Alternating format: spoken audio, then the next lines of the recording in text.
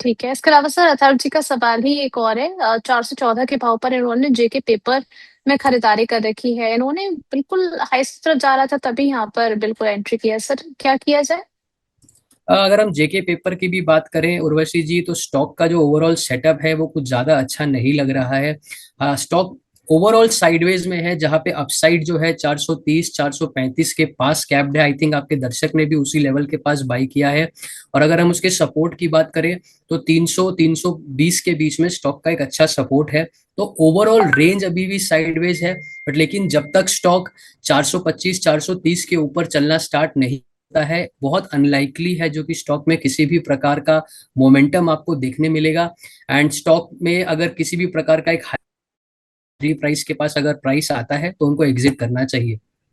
हम्म। चलिए ठीक है। इसके अलावा सर रॉलेक्स रिंग्स देख लीजिए। 153 की इनकी बाइंग प्राइस है। 141 का भाव चल रहा है। 1.5% की अपसाइड के साथ में अगर मिड टर्म तक होल्ड करते हैं, शॉर्ट टू मिड टर्म, तो क्या इनकी बाइंग प्राइस के आसपास आ जाएगा? कौन से प्राइस पे बाई किया है उन्होंने? 153। 153 के प्राइस प्राइस के पास बाई किया है। रिसेंटली ही बाई किया होगा, जहां पे वो मोमेंटम हम्म। चेज कर रहे होंगे। रोलेक्स रिंग्स भी थोड़ा सा स्टॉक फंसा हुआ सा है। स्टॉक ने रिसेंटली लास्ट ईयर इनफैक्ट 100 रुपए के पास एक बहुत अच्छा सपोर्ट बनाया था, उस सपोर्ट को रिटेस्ट भी किया है। थोड़ा सा स्टॉक मीडियम टर्म में फंसा हुआ है, बट लेकिन जब भी स्टॉक हमें लगता है अब द लेवल्स ऑफ ए 160 165 के ऊपर चलेगा, जो यहाँ से थोड़ा सा दूर है, स्टॉक में अच्छा मोमेंटम आना चाहिए। ओवरऑल सेटअप अच्छा है, but stock medium hmm. Term में साइडवेज है। बट लेकिन 160 155 160 के ऊपर स्टॉक में मोमेंटम आने की पॉसिबिलिटी हमें दिखती है। चलिए, हमारे एक दर्शक हैं, रेगुलर व्यूअर हैं हमारे, रोहित जी, ये कह रहे हैं कि रिलायंस और एचडीएफसी को लेकर के सबसे पहले एक्सपर्ट से आपका सवाल होना चाहिए कि ये कब उठ पाएंगे अब। चलिए, हम पहले ढूंढ लेते हैं अपॉर्चुनिटीज, उसके बाद बढ़ते हैं आप लोग के सवालों की तरफ। लेकिन ठीक है, इस पर भी राय जान लेते हैं सर। रिलायंस और एचडीएफसी दोनों पर ही आपकी सलाह क्या रहेगी? देखिए, ये दोनों ही स्टॉक जो हैं उर्वशी जी, ये सब ना वो स्टॉक्स हैं जो अपने ग्रोथ फेज के पास्ट हो चुके हैं। ये सब मैच्योर हम्म। स्टॉक्स हैं। अगर आप इन स्टॉक्स में एक्सपेक्ट कर रहे हैं जो कि ये स्टॉक एक ईयर में 50% 100% के रिटर्न्स देंगे, तो वो होना बहुत अनलाइकली है। और ये इंडेक्स के भी हम्म। स्टॉक्स हैं। तो हम्म। इन स्टॉक्स को आप तभी बाई करते हैं जब आपको सेफर साल के 12% 15% के रिटर्न्स चाहिए। एंड अगर आप उन स्टॉक्स को 5 साल 7 साल के लिए होल्ड करेंगे, तो ओवरऑल जो आपका एडजस्टेड सीएजीआर आएगा वो आपको 12% 15% के पास ये स्टॉक्स आपको डिलीवर कर देंगे। तो सबसे पहले हम्म। हमें इन स्टॉक से ये एक्सपेक्टेशन नहीं रखनी चाहिए क्योंकि ये हमें 50% टू 100% के ग्रोथ एक साल में देंगे। अब दूसरी बात, हम्म। अगर मैं इंडिविजुअली इन स्टॉक्स की बात करूं, तो अगर मैं सबसे पहले एचडीएफसी की बात करूं, तो रिसेंटली आप हम सब जानते हैं एचडीएफसी एक बहुत क्लियर अंडर परफॉर्मर रहा है ये साल में। एंड स्टॉक में काफी ज्यादा सेलिंग अब from around the levels of 1000 हमें देखने मिली है। मैंने हम्म। ये चीज अपने दूसरे शोज पे भी कहा है। स्टॉक करेंटली अपने बहुत स्ट्रॉन्ग सपोर्ट के पास खड़ा है 730 725 के बीच में। जब तक स्टॉक ये लेवल को होल्ड करता है, आप एक्सपेक्ट कर सकते हैं जो कि स्टॉक में एक बाउंस देखने मिलेगा। बट लेकिन अगर किसी भी वजह से स्टॉक 730 725 के नीचे ट्रेड करना स्टार्ट करता है, then there is a very good possibility जो कि हम स्टॉक को 650 600 तक के लेवल्स तक भी जाते देख सकते हैं। और फिलहाल के लिए एचडीएफसी में किसी भी प्रकार का ट्रेंड रिवर्सल हमें बनता हुआ नहीं दिख रहा है। स्टॉक ने हम्म। 730 के पास आकर के एक अच्छा सपोर्ट लिया है, बट लेकिन जब तक हमें स्टॉक में ट्रेंड रिवर्सल नहीं दिखता है, हमें स्टॉक में एक अपमूव देखने नहीं मिलेगा। फिलहाल के लिए हम्म। स्टॉक वीक है और स्टॉक को बाय करने की सलाह नहीं बनती है। अब उसी तरह अगर मैं रिलायंस की भी बात करूं उर्वशी जी, तो रिलायंस भी फंसा हुआ है। स्टॉक में वीकनेस नहीं है, बट लेकिन स्टॉक एक बहुत टाइट रेंज में फंसा है, जहां वो स्टॉक ऊपर में 1600 के पास और नीचे में 1150 से 1170 के पास में उसका एक ब्रॉडर रेंज है। तो एक हम्म। साइडवेज स्टॉक है। साइडवेज स्टॉक में आप एक्सपेक्ट नहीं कर सकते जो कि आपको मोमेंटम इमीडिएटली ट्रिगर होने मिलेगा। बट लेकिन अगर मैं शॉर्ट टर्म की बात करूं रिलायंस में, तो रिलायंस में शॉर्ट टर्म में एक बहुत अच्छा सपोर्ट है 1250 1260 के बीच में। और अगर स्टॉक किसी भी रीजन से एक ब्रेकआउट देता है 1330 1340 के ऊपर, तब हम शॉर्ट टर्म में थोड़ा सा मोमेंटम रिलायंस में देख सकते हैं। बट लेकिन the overall chart setup remains sideways for Reliance. चलिए ठीक है। तो इन दोनों ही स्टॉक्स पर राय आपके साथ शेयर कर दी गई है। इसके अलावा सर यहाँ पर पार्क मेडी वर्ल्ड देख लीजिए। तो इसमें क्या करना चाहिए सर? एवरेज कर सकते हैं?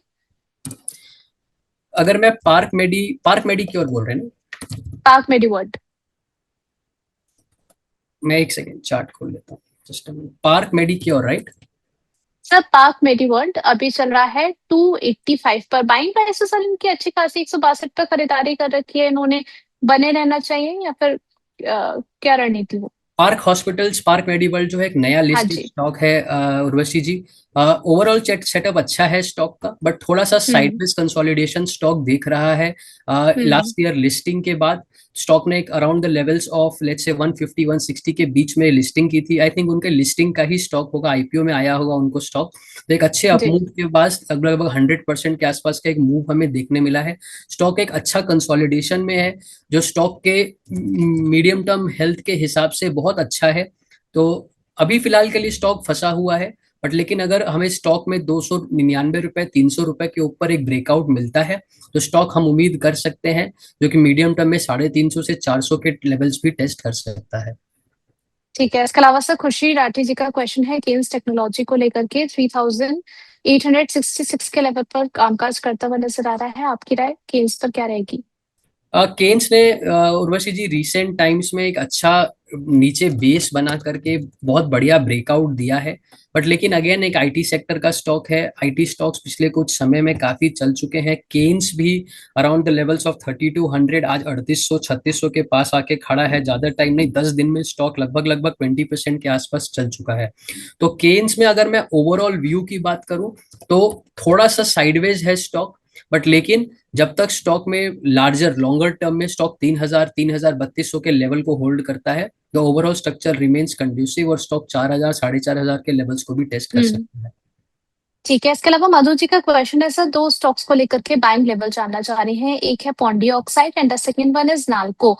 पॉन्डी ऑक्साइड में लास्ट ट्रेडिंग सेशन में सर अच्छा मोमेंटम हमें देखने को मिला था। आज अगर हम देखें तो 533 पर चल रहा है 3% की गिरावट के साथ में। क्या इन लेवल्स पर कुछ बाय करना चाहिए या फिर अभी वेट करें? अगर मैं पॉन्डी ऑक्साइड की बात करूं तो एक बार उनके बाइंग लेवल्स बताएंगे प्लीज। सर बाय करना चाह रहे हैं नया, किन हाँ, लेवल्स पे ओके। कर सकते हैं? स्टॉक फिलहाल के लिए ब्रॉडर स्ट्रक्चर जो है एक साइडवेज ट्रेंड में है। स्टॉक को अगर बाय करना है तो around the levels of 480 to 470 के बीच में बाय करने को देखना चाहिए। हम्म। ठीक है। इसके अलावा नाल्को, इसमें नेक्स्ट। आज ऑलमोस्ट तीन हाँ, परसेंट की तेजी है। ओवरऑल अगर मैं देखूं तो जो मेटल स्पेस है, मैंने शायद आपके शो पे लास्ट वीक भी कहा था, पिछले कुछ समय से मेटल स्टॉक जो है अंडर प्रेशर रहे हैं। I think hmm. Around last April के बाद से मेटल स्टॉक्स में एक अच्छी डाउन ट्रेंड हमें देखने मिली है। उस डाउन ट्रेंड के बाद उर्वशी जी एक थोड़ा सा शॉर्ट टर्म में ट्रेंड रिवर्सल सा बनते हुए दिख रहा है। तो अगर हम्म। नाल्को बाय करना है, तो नाल्को को करंट लेवल्स पर भी बाय कर सकते हैं। अराउंड 369 370 75 के पास, 75 टू 70 के बीच में बाय कर सकते हैं। बट क्योंकि स्टॉक एक ट्रेंड रिवर्सल दे रहा है, एक एस्टेब्लिश डाउन ट्रेंड में नहीं है, तो स्टॉक में हो हम्म। सकता है आपको थोड़ी सी वोलेटिलिटी देखने मिले। तो मेक हम्म। श्योर आप इस स्टॉक में स्ट्रिक्ट स्टॉप लॉस बिलो 325 बना के चले। जब तक स्टॉक 325 के लेवल्स को होल्ड करता है, हम एक्सपेक्ट कर सकते हैं स्टॉक ऊपर की तरफ एक मूव देगा। बट लेकिन अगर किसी भी वजह से स्टॉक 325 के नीचे ट्रेड करना स्टार्ट करता है, तो जो डाउन ट्रेंड हमने स्टॉक में देखा है अप्रैल के बाद या मेटल सेक्टर में, वो रिज्यूम हम्म। हो सकता है ना, आपको और वीकनेस मेटल स्टॉक्स में देखने मिल सकती है।